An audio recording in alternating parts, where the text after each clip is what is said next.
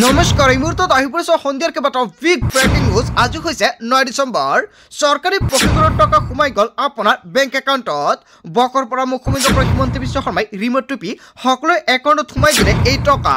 এতিয়াই চেক কৰক আপোনাৰ বেংক একাউণ্ট। যদি আপোনাৰ একাউণ্টত টকা পোৱা নাই কমেণ্ট কৰি জনাই দিয়ক। কালি আকৌ অসমৰ মুখ্যমন্ত্ৰী হিমন্ত বিশ্ব শৰ্মাই ২৯,০২৫জন হিতাধিকাৰীৰ বেংক একাউণ্টত ১২৫০ টকা প্ৰদান কৰিব। ২৯,০০০ তালিকাত নাম থাকিলে আপোনাৰ বাবে ভাল খবৰ। আপোনাৰ গোটৰ মহিলাসকলে ১০,০০০ টকাৰ চেক পালে নে নাই কমেণ্ট কৰি জনাই দিয়ক। যদি আপুনি চেক পোৱা নাই ভাল খবৰ। ৰেচন কাৰ্ডৰ কেইবাটাও নতুন নিয়ম সলনি হৈছে। অসমৰ মুখ্যমন্ত্ৰী হিমন্ত বিশ্ব শৰ্মাই ৰেচন কাৰ্ডক লৈ ডাঙৰ মন্তব্য কৰিলে। লগতে কেইবাটাও ৰাজনৈতিক খবৰৰ লগতে অৰাজনৈতিক খবৰ যুগুত কৰা হৈছে আজিৰ দিনটোত। গোটেই অসম তথা ভাৰতৰ বিভিন্ন প্ৰান্তৰ পৰা যুগুত হৈছে কেইবাটাও ডাঙৰ খবৰ। এনেবোৰ খবৰ নিতেও পাই থাকিবলৈ চেনেলটি ছাবস্ক্ৰাইব কৰি ভিডিঅ'ৰ এটা লাইক কৰিবলৈ নাপাহৰিব। আজিৰ আমাৰ প্ৰথম নখবে গুৰুত্বপূৰ্ণ খবৰ হৈছে অসমবাসীৰ বাবে এটা ডাঙৰ খবৰ। আপোনাৰ বেংক একাউণ্টত সোমালে চৰকাৰী পকীঘৰৰ টকা। বকৰ পৰা মুখ্যমন্ত্ৰীয়ে টিপিলে বুটাম আৰু বুটাম টিপাৰ লগে লগে সকলো একাউণ্টত সোমাল চৰকাৰী ঘৰৰ টকা। আপুনি লাভ কৰিলে চৰকাৰী ঘৰৰ প্ৰথম কিস্তিৰ ধনৰাশি। চেক কৰক আপোনাৰ মোবাইল ফোন। আপোনাৰ মোবাইলত টকা সোমোৱা মেছেজ আপুনি পালেনে? যদি আপোনাৰ বেংক একাউণ্টৰ লগত মোবাইল নম্বৰটো লিংক হৈছে নিশ্চয় আপোনাৰ একাউণ্টত টকা সোমোৱা মেছেজ আপুনি লাভ কৰিছে।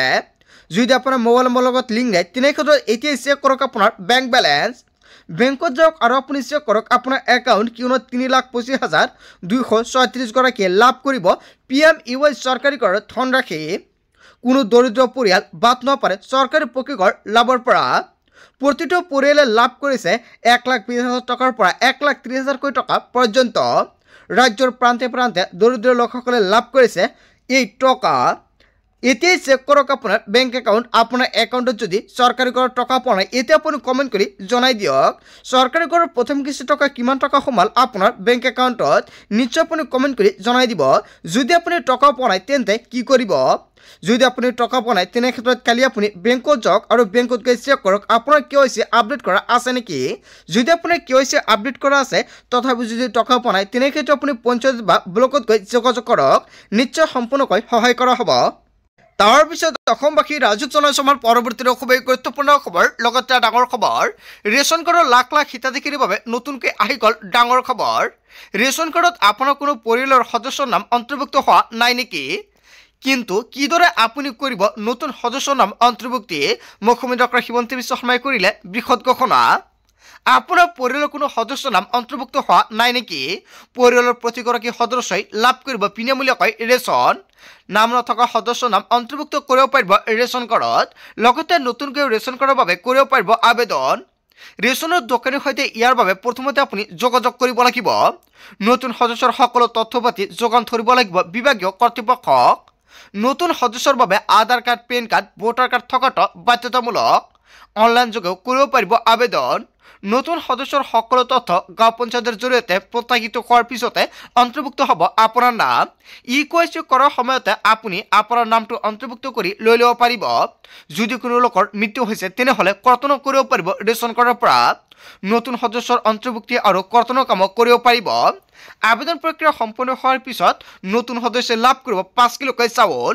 যদি আপোনাৰ ৰেচন কাৰ্ড আছে আৰু আপোনাৰ ঘৰৰ এজন বা দুজন সদস্যৰ নাম অন্তৰ্ভুক্ত কৰিবলগীয়া বাকী আছে অতি শীঘ্ৰে আপুনি দোকানৰ সৈতে যোগাযোগ কৰক বা পঞ্চায়তৰ সৈতে যোগাযোগ কৰক। যদি আপোনাৰ ৰেচন কাৰ্ড নাই নতুনকৈ ভাবিছে আবেদন কৰিব নিশ্চয় কৰিব পাৰিব। তাৰ পিছত অসমবাসী ৰাজুক জনাইছো আমাৰ পৰৱৰ্তী খুবেই গুৰুত্বপূৰ্ণ খবৰ, লগতে ডাঙৰ খবৰ। গাঁৱে গাঁৱে পতা হ'ব গাঁও সভা। প্ৰস্তুত কৰিব নতুন হিতাধিকাৰীৰ তালিকা। গাঁও সভাত থাকিলে আপুনি পাব চৰকাৰী পকীঘৰ। যদি আপুনি চৰকাৰী ঘৰৰ বাবে জিঅ' কৰিছে তেনে ক্ষেত্ৰত আপোনাৰ বাবে অত্যন্ত ভাল খবৰ। অসমৰ মুখ্যমন্ত্ৰী হিমন্ত বিশ্ব শৰ্মাই পুৰণি চৰকাৰী ঘৰ পোৱা প্ৰতিজন হিতাধিকাৰীক টকা প্ৰদান কৰি কেইবাটাও গুৰুত্বপূৰ্ণ মন্তব্য কৰিছে নতুনকৈ জিঅ' কৰা হিতাধিকাৰীৰ বাবে। আপুনি ২০২৫ত নতুনকৈ চৰকাৰী ঘৰৰ বাবে আবেদন কৰিছে নেকি বা জিঅ' কৰিছে নেকি? তেনে ক্ষেত্ৰত সেই সকলোকে কেতিয়া লাভ কৰিব চৰকাৰী ঘৰ?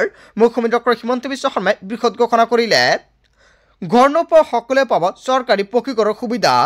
নতুনকৈ আৰু ৩০ লাখ মানুহে কৰিছে জিঅ'। যদি আপুনি চৰকাৰী ঘৰৰ জিঅ' কৰিছে চৰকাৰী ঘৰৰ টকা আপুনিও লাভ কৰিব। সকলো দৰিদ্ৰ পৰিয়ালে পাব চৰকাৰী পকীঘৰ। বকৰপাৰা মুখ্যমন্ত্ৰী ডক্টৰ হিমন্ত বিশ্ব শৰ্মাই কৰিলে ডাঙৰ ঘোষণা। গাঁৱে গাঁৱে পথসভা গাঁও সভাত উপস্থিত থাকিলে আপুনি পাব চৰকাৰী ঘৰ। অতি শীঘ্ৰে যিসকলে নতুনকৈ চৰকাৰী ঘৰ জিঅ'টেকিং কৰিছে নিশ্চয় চৰকাৰী ঘৰ টকা লাভ কৰিব। এতিয়ালৈকে মুখ্যমন্ত্ৰী ডক্টৰ হিমন্ত বিশ্ব শৰ্মাই চৰকাৰী ঘৰক লৈ কোনো ধৰণৰ আপডেট দিয়া নাই। গাঁও সভাত উপস্থিত থাকিলে পুনৰ আন এটা আপডেট আহিব। তাৰ পিছত অসমবাসী ৰাজুক জনসমাৰ পৰৱৰ্তী খুবেই গুৰুত্বপূৰ্ণ খবৰ, লগতে ডাঙৰ খবৰ। ৰাজ্যৰ কোটি কোটি মুছলমানৰ বাবে ভাল খবৰ আহি পৰিছে। 3 দিনীয়াকৈ অনুষ্ঠিত হ'ব বিশাল নৰ্থ ইষ্ট ইজতেমা। 25, 26 আৰু 27 ডিচেম্বৰত অনুষ্ঠিত হ'ব বিশাল নৰ্থ ইষ্ট ইজতেমা। দৰং জিলা থুলাৰ 1 নং ঠেকিয়াবাৰীত অনুষ্ঠিত হ'ব এই ধৰ্মীয় অনুষ্ঠান। 3 দিনীয়া কাৰ্যসূচীৰে অনুষ্ঠিত হ'ব ইছলাম ধৰ্মাৱলম্বী ৰাইজৰ বিশাল ইজতেমা। যুদ্ধকালীন গতিত চলিছে ইজতেমাৰ কাম কাজ। হয়, আজিৰ ভিডিঅ'টো সকলোৱে বেছিকৈ শ্বেয়াৰ কৰি দিয়ক। তাৰপিছত অসমবাসী ৰাজুক জনসমাৰ পৰৱৰ্তী খুবেই গুৰুত্বপূৰ্ণ খবৰ, লগতে ডাঙৰ খবৰ।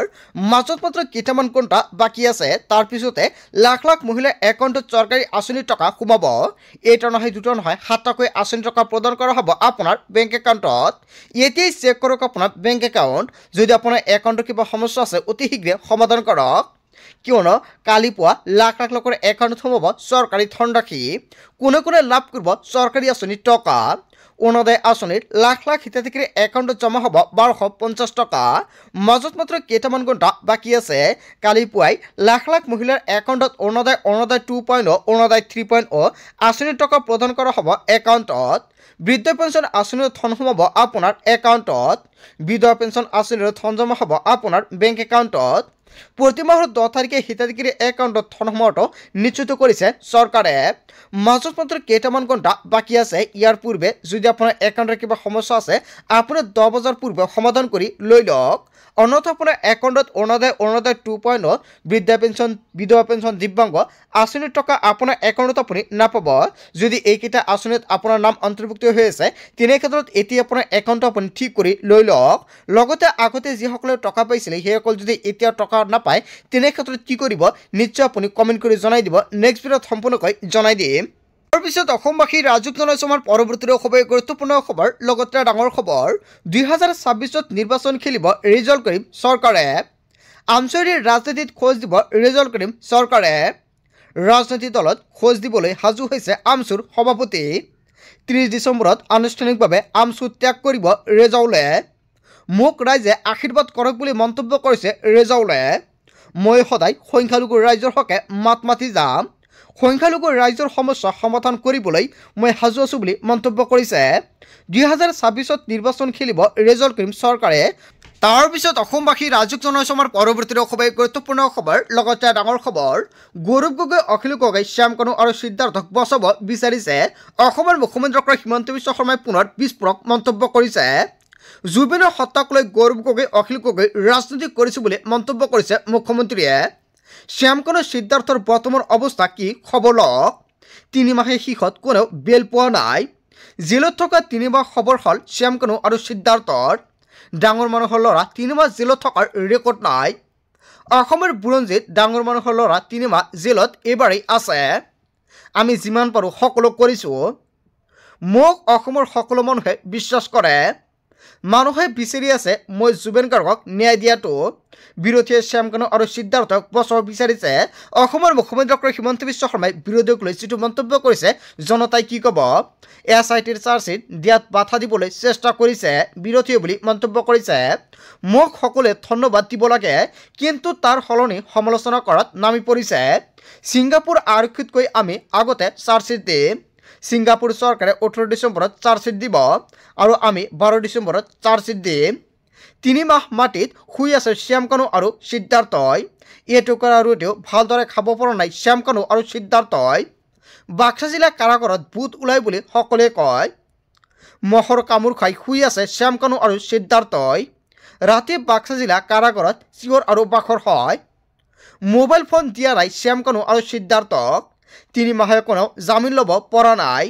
মন্তব্য কৰিছে অসমৰ মুখ্যমন্ত্ৰী ডক্টৰ হিমন্ত বিশ্ব শৰ্মাই। হয়, অসমৰ মুখ্যমন্ত্ৰী ডক্টৰ হিমন্ত বিশ্ব শৰ্মাই যিকেইটা মন্তব্য কৰিছে জনতাই কি ক'ব।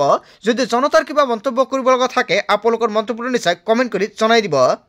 তাৰ পিছত অসমবাসী ৰাজক জনসমাৰ পৰৱৰ্তী খুবেই গুৰুত্বপূৰ্ণ খবৰ লগতে ডাঙৰ খবৰ ৰজাই শাসন কৰে আৰু সেৱকে সেৱা কৰে আৰু ইয়াই ৰাজতন্ত্ৰ আৰু গণতন্ত্ৰৰ মাজৰ পাৰ্থক্য এনেকুৱাকৈ গৌৰৱ গগৈ কেইবাটাও ডাঙৰ মন্তব্য কৰিছে।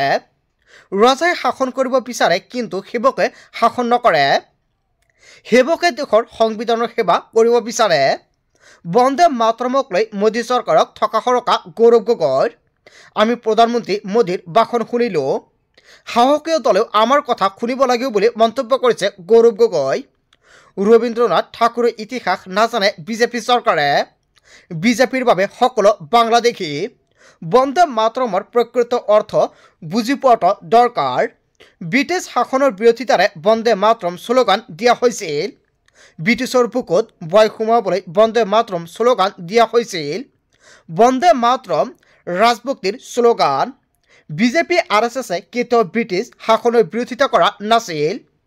প্ৰধানমন্ত্ৰী মোদীৰ সন্মুখত এনেকুৱাকৈ উত্তাল ভাষণ দিছে গৌৰৱ গগৈয়ে। হয়, গৌৰৱ গগৈ যিকেইটা মন্তব্য কৰিছে জনতাই কি ক'ব। তাৰ পিছত অসমবাসী ৰাজক জনসমাৰ পৰৱৰ্তী খুবেই গুৰুত্বপূৰ্ণ খবৰ লগতে ডাঙৰ খবৰ বিনামূলীয়া ই ৰিক্সা লাগে নেকি আপোনাৰ? যদি আপুনি এতিয়ালৈকে বিনামূলীয়া ই ৰিক্সাৰ বাবে আবেদন কৰে অতি শীঘ্ৰে আবেদন কৰক। চলি আছে অনলাইন আবেদন প্ৰক্ৰিয়া। শীঘ্ৰে কৰক অনলাইনত আবেদন। 1 ডিচেম্বৰৰ পৰা আৰম্ভ হৈছে অনলাইন আবেদন প্ৰক্ৰিয়া। অনলাইন আবেদনৰ অন্তিম তাৰিখ হৈছে 30 ডিচেম্বৰ। www.linguisticminority.in ৱেবছাইটত কৰিব পাৰিব আবেদন। আবেদন কৰিবলৈ সাজু কৰক নথিপত্ৰ। বাৰ্ষিক আয়ৰ প্ৰমাণপত্ৰ, পান কাৰ্ড, আধাৰ কাৰ্ড, ভোটাৰ কাৰ্ড। কেৱল এয়াই নহয়, পাছপোৰ্ট চাইজ ফটো হ'লে আপুনি কৰিব পাৰিব আবেদন। বাৰ্ষিক সংখ্যালঘুৰ বাবে চলি আছে এই বিশেষ আঁচনি। যদি আপুনি এতিয়ালৈকে ই ৰিক্সা আৰু মপেডৰ বাবে আবেদন কৰে অতি শীঘ্ৰে আবেদন কৰক। সকলোকে আবেদন কৰিবলৈ আহ্বান জনাইছে বাৰ্ষিক সংখ্যালঘুৰ তৰফৰ পৰা। তাৰ পিছত অসমবাসী ৰাজক জনসমাৰ পৰৱৰ্তী খুবেই গুৰুত্বপূৰ্ণ খবৰ লগতে ডাঙৰ খবৰ আহি গ'ল অসম আৰক্ষীৰ নতুন চাকৰি। প্ৰকাশ পালে বিজ্ঞাপন। সাজু কৰক যাৱতীয় নথিপত্ৰ। ক'ত কিদৰে কৰিব আপুনি আবেদন। অসম আৰক্ষীৰ ৱেবছাইটত গৈ চাব পাৰিব সবিশেষ তথ্য। ৰাজ্যৰ লাখ লাখ যুৱক যুৱতীৰ বাবে অত্যন্ত ভাল খবৰ আহি পৰিছে। চাকৰি প্ৰত্যাশী যুৱক যুৱতীৰ বাবে অত্যন্ত ভাল খবৰ। যদি আপুনি এতিয়ালৈকে আবেদন কৰা নাই অতি শীঘ্ৰে আবেদন কৰক। তাৰ পিছত অসমবাসী ৰাজক জনসমাৰ পৰৱৰ্তী খুবেই গুৰুত্বপূৰ্ণ খবৰ লগতে ডাঙৰ খবৰ 1 ইঞ্চি চৰকাৰী ভূমিত বেদখল কৰিবলৈ দিয়া নহ'ব। ৰাজ্যত নিৰন্তৰভাৱে চলি থাকিব উচ্ছেদ। কোনো কাৰণতে উচ্ছেদ বন্ধ নহয়। ফৰেষ্ট অঞ্চল BJ আৰু PGRত চলি থাকিব উচ্ছেদ। অসমত যিমান অবৈধ বেদখলকাৰী আছে সকলো উচ্ছেদ কৰা হ'ব। 1 ইঞ্চি চৰকাৰী ভূমি বেদখল কৰিবলৈ দিয়া নহ'ব। বৰপানীত পুনৰ চলিব উচ্ছেদ অভিযান।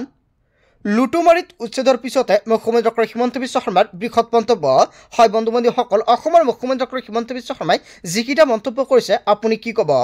তাৰ পিছত অসমবাসী ৰাজক জনসমাৰ পৰৱৰ্তী খুবেই গুৰুত্বপূৰ্ণ খবৰ লগতে ডাঙৰ খবৰ 2026 পুনৰ অসমৰ মুখ্যমন্ত্ৰী হ'ব ডক্টৰ হিমন্ত বিশ্ব শৰ্মাই। নিশ্চিত ৰূপত NDAৰ চৰকাৰ হ'ব। হিমন্ত বিশ্ব শৰ্মাই পুনৰ মুখ্যমন্ত্ৰী হিচাপে অধিষ্ঠিত হ'ব। মুখ্যমন্ত্ৰীয়ে নিয়োগৰ বাবে ৰাজ্যৰ উন্নয়ন আৰু বিকাশৰ বাবে কাম কৰিছে। আজি 40 লাখ মহিলাই গাইপতি হিচাপে লাভ কৰিছে স্বীকৃতি আৰু লাখপতি হিচাপে লাভ কৰিছে স্বীকৃতি। আৰু এইখন চৰকাৰৰ দিনত দুখীয়া দৰিদ্ৰ মহিলা আৰু কৃষক যুৱক যুৱতী ছাত্ৰ ছাত্ৰী শিক্ষাৰ্থী সকলোৱে বিশেষে সামৰি লৈছে। মহিলাসকলে লাভ কৰিছে অৰুণোদয় আঁচনিৰ সুবিধা। মহিলাসকলে লাভ কৰিছে লাখপতি বাইদেউ আঁচনিৰ জৰিয়তে ধন। মুখ্যমন্ত্ৰী উদ্যমিতা আঁচনিৰ জৰিয়তে প্ৰতিগৰাকী মহিলাই 10,000 কোটি টকা লাভ কৰিছে। সৰ্বস্তৰৰ সকলো বিকাশ আৰু উন্নয়নে চুই গৈছে। আগন্তুক 7 দিনৰ ভিতৰত যদি নিৰ্বাচন অনুষ্ঠিত হয় নিশ্চিতভাৱে NDA একক সংখ্যাগৰিষ্ঠতা লাভ কৰিব। আগন্তুক নিৰ্বাচনত 90খনতকৈও অধিক আসন লাভ কৰিব মিত্ৰজোঁটে। এই মন্তব্য কৰিছে মন্ত্ৰী ৰঞ্জিত কুমাৰ দাসে। হয়, গোটেই অসম তথা ভাৰতৰ বিভিন্ন প্ৰান্তৰ পৰা যুগত হৈছে কেইবাটাও ডাঙৰ খবৰ।